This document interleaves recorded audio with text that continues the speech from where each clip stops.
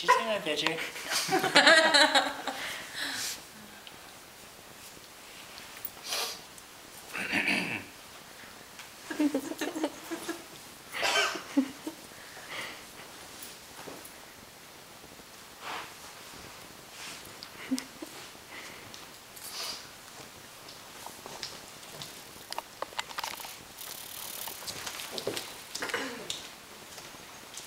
Back in 2004, a 13-year-old by the name of Lauren Miller noticed some mosquito bites on her leg, so she went to the doctor and she was diagnosed with the West Nile virus.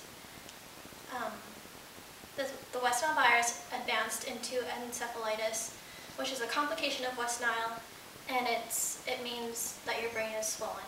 She was in a vegetative state for about 4 years, and after putting up a good fight, she passed away December 10th, 2008.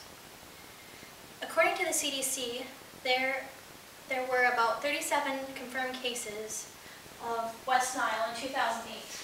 And my map shows this, the highlighted area up top.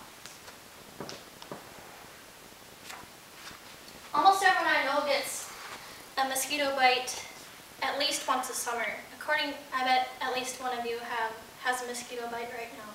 According to my map found at diseasemaps.usgs, 6 states already this year have had at least one confirmed case of West Nile. 1 in South Dakota, luckily none yet in North Dakota.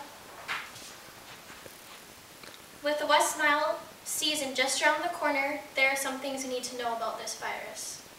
Today I'm going to explain the etiology, signs, symptoms, treatment, and prevention of the West Nile virus.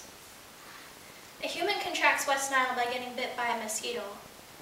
A mosquito becomes infected if they bite a West Nile positive bird. The only mosquito that bites are female mosquitoes, and they usually live up to about 2 weeks as their full lifespan. And this was found at medicinenet.com. According to Tyler Schmaltz, 36 mosquito species, different mosquito species, have been found in North Dakota. Over North Dakota, there's about 100 trap set vector control sets, and about 1 per county. They empty them at least once a week, and they take the mosquitoes in for counting and investigation. Now we know a little bit about mosquitoes and where West Nile comes from. Let's talk more about the signs and symptoms.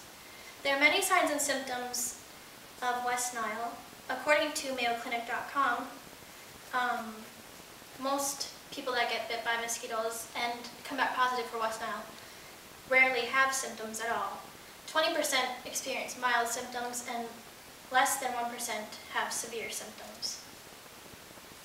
The mild signs and symptoms include skin rash, headache, fever, diarrhea, vomiting, nausea, backache, muscle aches, lack of appetite, and swollen lymph nodes. Serious signs include high fever, stiff neck, confusion, disorientation, stupor, or coma, muscle jerks, and pain.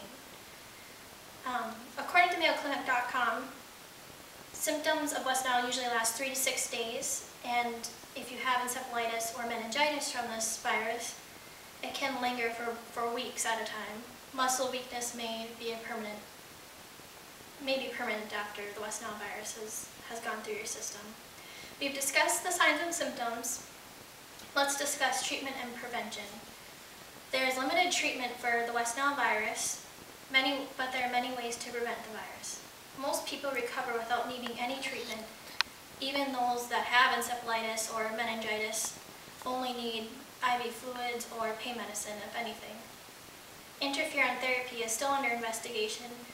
It deals with your immune cells, and it's supposed to help with the inflammation of your brain. Prevention is actually pretty easy. You eliminate any standing water, like if you have a bird bath, empty that at least once a week. Reduce your time outside at dusk and dawn and early evening. Wear protective clothing. Apply mosquito repellent with DEET. Although mosquitoes can be very harmless, they can also cause some serious consequences.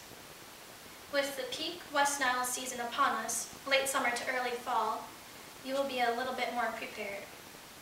Today I've taught you the etiology, signs and symptoms, treatment and prevention of the West Nile virus. Next time you hear the high-pitched buzz of a mosquito, maybe you'll remember a little bit about what I've taught you today.